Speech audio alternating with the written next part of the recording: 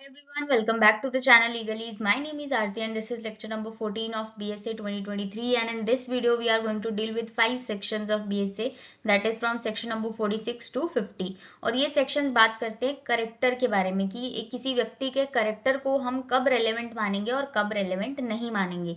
So चलिए start करते हैं सेक्शन नंबर 46 से. सेक्शन नंबर 46 एंड 50 हम साथ में पढ़ेंगे क्योंकि दोनों ही सेक्शन सिविल केसेस के बारे में बात करते हैं. सेक्शन 46 जो है वो जनरल रूल बताता है कि सिविल केसेस में अगर आप करेक्टर एविडेंस लेके आ रहे हो तो उसे हम रेलेवेंट नहीं मानेंगे, वो इररेलेवेंट होंगे. ये तो हो गया जनरल रूल जो कि सेक्शन नंबर 46 में दिया हुआ है. वहीं पे सेक्शन नंबर 46 का एक एक्सेप्शन भी आप बोल सकते हो कि यहाँ पे करेक्टर को रेलेवेंट माना गया है किस कंडीशन पे, अगर वो अमाउंट ऑफ डैमेजेस को अफेक्ट कर रहा है तो तब हम करेक्टर को रेलेवेंट मानेंगे. सेक्शन नंबर 46 को हम पहले अच्छे से पढ़ते हैं. सेक्शन नंबर 46 बात करते हैं जनरल रूल की, जिसमें बोला गया करेक्टर एविडेंस अगर आप लेके आ रहे हो तो वो इररेलेवेंट होंगे. लेकिन यहाँ पे इसकी एक एक्सेप्शन और दे रखी है, फैक्ट्स अदरवाइज रेलेवेंट. मतलब कि जो भी सेक्शंस हमने अभी तक रेलेवेंट फैक्ट्स में डील किए हैं, सेक्शन नंबर 4 टू 45 तक हमने डील कर लिया है. अगर उन सेक्शंस में किसी में करेक्टर के पॉइंट पे उसकी रेलिवेंसी की बात आ रही है तो वहां पे हम उसे रेलेवेंट मान सकते हैं, लेकिन यहाँ पे करेक्टर को रेलेवेंट नहीं माना जाएगा. तो लिखे है except facts otherwise relevant. Otherwise वो रेलेवेंट हो सकते हैं लेकिन यहाँ पे इररेलेवेंट होंगे. लेकिन आप बेयर एक्ट की अगर लैंग्वेज पढ़ोगे तो बेयर एक्ट में लैंग्वेज यूज की हुई है, प्रोबेबल लिखा हुआ है, इम्प्रोबेबल लिखा हुआ है, any conduct imputed to him, ये सब कुछ लिखा हुआ है. तो इसका क्या मतलब होता है, मान लीजिए कि मैंने किसी के साथ कॉन्ट्रैक्ट किया, मैंने ए के साथ कॉन्ट्रैक्ट किया, ए ने कॉन्ट्रैक्ट ब्रीच कर दिया. अब मैं कोर्ट में जा रही हूँ सूट लेके कि ए ने मेरा कॉन्ट्रैक्ट ब्रीच कर दिया तो आप मुझे कॉम्पनसेशन दो. मैं कोर्ट से कॉम्पनसेशन मांग रही हूँ. तो मैं कोर्ट में उसके अगेंस्ट एक करेक्टर एविडेंस लेके जा रही हूँ कि ए का तो करेक्टर ही ऐसे है, तो ए कॉन्ट्रैक्ट ब्रीच कर सकता है, तो आप मुझे कॉम्पनसेशन दिलवा दीजिए. तो यहाँ पे कोर्ट बोलता है कि आप करेक्टर एविडेंस के बेसिस पे ये नहीं प्रूव कर सकते हो कि वो कॉन्ट्रैक्ट ब्रीच करेगा ही करेगा. तो ये एक डिफरेंट चीज हो गई है, डिफरेंट फैक्ट्स हो गए हैं, तो इसलिए इसे रेलेवेंट नहीं माना जाएगा, इसे इररेलेवेंट माना जाएगा. तो यहाँ पे बोला गया एनी कंडक्ट इम्प्यूटेड, तो मैं उसके जो कंडक्ट है उसे प्रोबेबल या इम्प्रोबेबल बता रही हूँ करेक्टर एविडेंस के थ्रू कि उसका करेक्टर ऐसा है तो वो कॉन्ट्रैक्ट ब्रीच कर सकता है. तो मैं उसके करेक्टर पे उसकी प्रोबेबिलिटीज बता रही हूँ कि हाँ वो ऐसा कंडक्ट कर सकता है, ब्रीच कर सकता है. तो ये हुई इस लैंग्वेज का मतलब. अभी आपको सेक्शन नंबर 46 समझ में आ गया होगा. अब हम बात करते हैं सेक्शन नंबर 50 की. 50 जो सेक्शन है वो 46 का आप एक्सेप्शन भी लेके चल सकते हो क्योंकि इसमें करेक्टर को रेलेवेंट बताया गया है. तो करेक्टर कब रेलेवेंट बताया गया कि अगर वो अमाउंट ऑफ डैमेजेस को अफेक्ट कर रहा है तो वहां पे वो रेलेवेंट माना जाएगा. अब इसमें भी एक एग्जाम्पल लेते हैं. मान लीजिए कि किसी ने मेरा डेफेमेशन कर दिया और किसी ने अमिताभ बच्चन का डेफेमेशन कर दिया, तो हम दोनों ही अलग अलग सूट्स लेके कोर्ट में गए. तो वहां पे मैं कोर्ट से कॉम्पनसेशन मांग रही हूँ डेफेमेशन के लिए और वहीं पे अमिताभ बच्चन भी कॉम्पनसेशन मांग रहे हैं.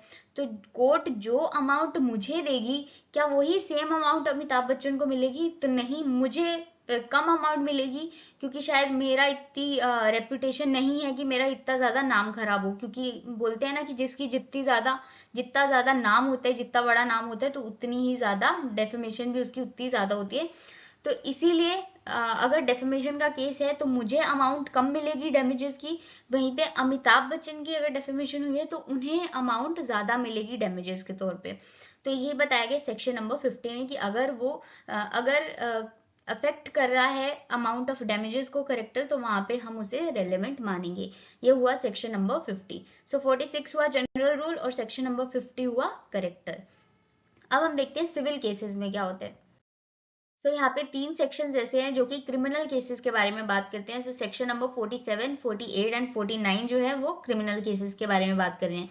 लेकिन हम सेक्शन नंबर 47 एंड 49 को साथ में पढ़ेंगे और फिर हम सेक्शन नंबर 48 से डील करेंगे.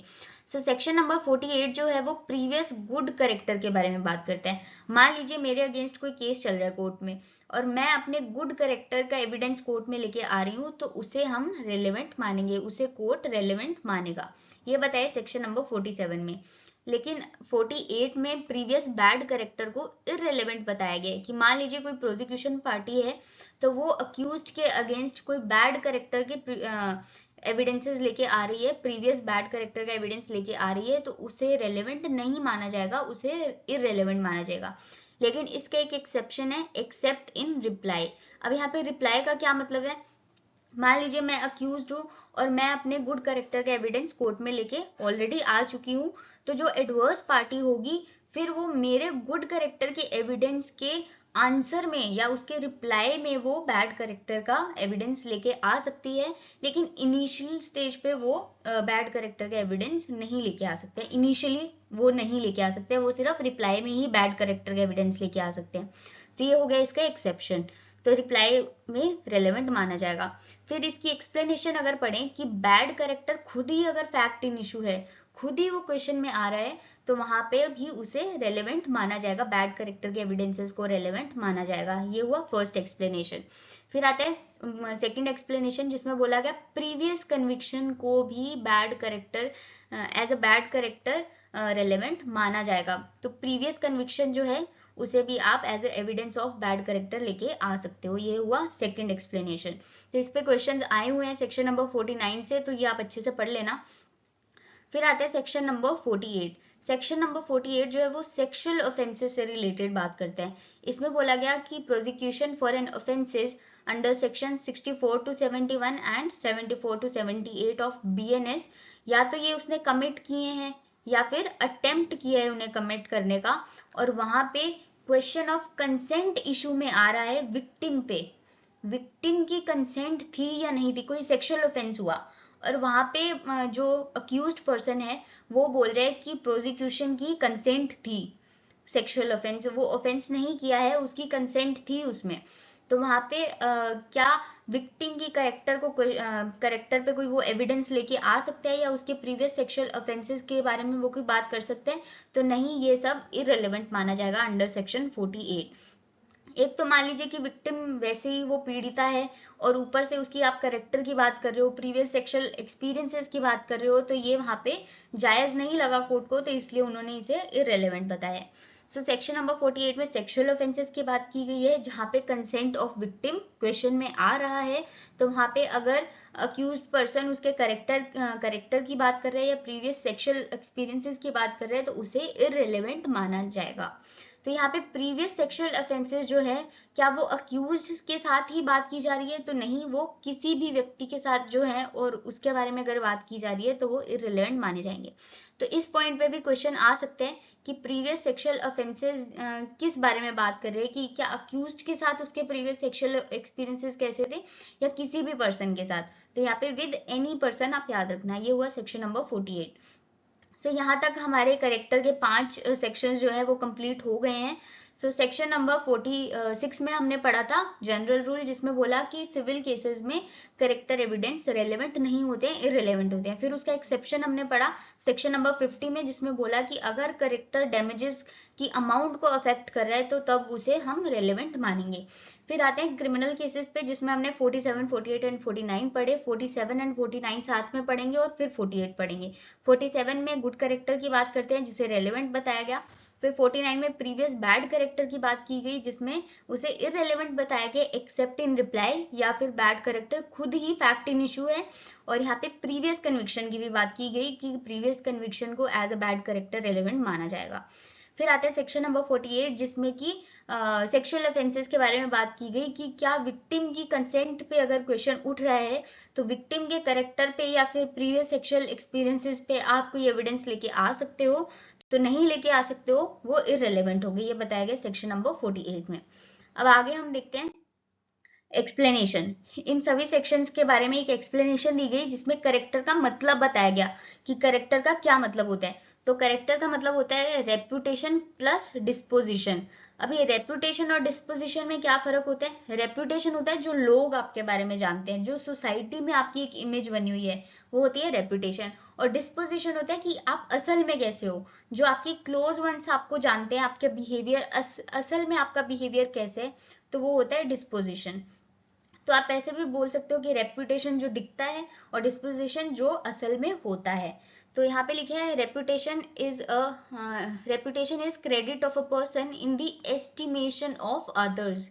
तो एस्टिमेशन ऑफ अदर्स, दूसरों के नजरिए में उसकी क्या रेपुटेशन है वो यहाँ पे बताया गया है। फिर आता है डिस्पोजिशन। डिस्पोजिशन का मतलब होता है इट इज नेचर और inherent quality of a person, जो असलियत में उसकी इनहेरेंट क्वालिटीज है वो यहाँ पे डिस्पोजिशन कहलाती है। फिर हम करेक्टर का हमने मतलब देखा कि करेक्टर का मतलब होता है reputation plus disposition.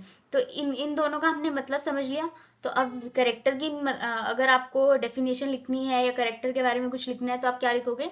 Character means general credit of a person in the estimation of others plus nature and inherent quality of person. तो असलियत में वो कैसे है और दुनिया के नजरिए में या दूसरों के एस्टिमेशन में वो कैसे है, वो हो गया करेक्टर। आगे लिखे reputation is perception of the people whereas disposition is inherent quality which will known only to closer person. तो आपको रेपुटेशन और डिस्पोजिशन में फर्क समझ में आ गया होगा। इस पे क्वेश्चन आया हुआ है, अभी लास्ट जो आरजेएस का एग्जाम हुआ था उसमें इस पे क्वेश्चन आया था, तो ये आप अच्छे से पढ़ लेना। अब हम देखते हैं एक जनरल रूल और एक्सेप्शन। इससे क्या होगा, आपके सारे सेक्शंस जो हमने 5 सेक्शंस डील किए हैं करेक्टर में वो सारे रिवाइज हो जाएंगे। तो जनरल रूल ये है कि when character is not in issue, तो ये आपको ध्यान रखना है, नॉट इन इशू के बारे में बात की जा रही है। अगर करेक्टर खुद ही क्वेश्चन में आ जाएगा, खुद ही इशू में आ जाएगा, तो फिर तो उसके लिए आप एविडेंसेस लेके आओगे ही आओगे, फिर तो वो रेलेवेंट होंगे ही होंगे। लेकिन जहां पे करेक्टर नॉट इन इशू है, इशू में नहीं है, क्या तब आप एविडेंसेस लेके आ सकते हो? क्या वो रेलेवेंट माने जाएंगे करेक्टर के लिए? तो इसके बारे में ये बात करते हैं। तो इसमें बोला गया when character is not in issue but is bought in matter in support of some other issues के सपोर्ट में लेके आए जा रहे character evidence, then as a general rule it is excluded. तो यहाँ पे उसे एक्सक्लूड किया जा रहा है, मतलब इररेलेवेंट माना जा रहा है कि अगर फैक्ट इन इशू में नहीं है करेक्टर, लेकिन आप किसी दूसरे मैटर के लिए उसे कोर्ट में लेके आ रहे हो करेक्टर एविडेंसेस को, तो उसे इररेलेवेंट माना जाएगा। ये हुआ जनरल रूल। लेकिन दो एक्सेप्शंस है। दो एक्सेप्शंस क्या है? फर्स्ट तो हमने सिविल केस में देखा था, जिसमें सेक्शन नंबर 50 में बोला गया था कि अगर करेक्टर जो है वो डैमेजेस की अमाउंट को अफेक्ट कर रहा है तो तब हम उसे रेलेवेंट मानेंगे। ये सेक्शन नंबर 50 में हमने पढ़ा था। तो ये हुआ फर्स्ट एक्सेप्शन जनरल रूल का। और सेकेंड एक्सेप्शन हुआ प्रीवियस गुड करेक्टर का। हमने सेक्शन नंबर 46 पढ़ा था, जिसमें कि प्रीवियस गुड करेक्टर के बारे में हमने देखा था कि उसे रेलेवेंट माना जाता है। तो इसमें यही लिखा है, in criminal case the fact that the person accused is of good character is relevant but the fact that he has bad character is irrelevant accept in certain cases. तो बैड करेक्टर वैसे तो irrelevant होता है, आप court में नहीं लेके आ सकते हो, लेकिन वो सर्टेन केसेस में रेलेवेंट माना जाता है। अब वो सर्टेन केसेस कौन से थे? एक्सेप्ट इन रिप्लाई, कि आप गुड करेक्टर के रिप्लाई में अगर आप बैड करेक्टर के लिए एविडेंसेस लेके जा रहे हो तो उसे रेलेवेंट माना जाएगा। दूसरी चीज ये थी कि बैड करेक्टर अगर खुद ही फैक्ट इन इशू है तो उसके लिए आप एविडेंसेस लेके जा सकते हो, तो वो रेलेवेंट होंगे। फिर प्रीवियस कन्विक्शन की भी बात की गई थी, तो ये सब यहाँ पे एक्सेप्शन में आ जाते हैं। तो दो एक्सेप्शन है। जनरल रूल भी आपको समझ में आ गया होगा, जिसमें सभी जो भी हमने सेक्शंस पढ़े जिनमें इररेलेवेंट था वो जनरल रूल हो गया, और जिसमें रेलेवेंट था वो यहाँ पे एक्सेप्शन में आ गया। तो दो ही सेक्शंस में रेलेवेंट बताया था। फर्स्ट सेक्शन नंबर 50 में, जिसमें हमने देखा कि अगर वो अमाउंट ऑफ डैमेजेस को अफेक्ट कर रहे हैं तो वो रेलेवेंट होगा, या फिर प्रीवियस गुड करेक्टर प्रूफ अगर वो कर रहे हैं तो वो रेलेवेंट होगा। तो ये हुआ हमारे सेक्शन नंबर 46 टू 50 तक। यहाँ तक आपको अगर कोई भी डाउट हो तो आप मुझे कमेंट सेक्शन में पूछ सकते हो, मैं आपको रिप्लाई दे दूंगी। और पीडीएफ के लिए आप टेलीग्राम चैनल ज्वाइन कर सकते हो, उसका लिंक आपको डिस्क्रिप्शन में मिल जाएगा। So stay connected to this channel for more videos, and if you like the video, please hit the like button and subscribe the channel. Thank you.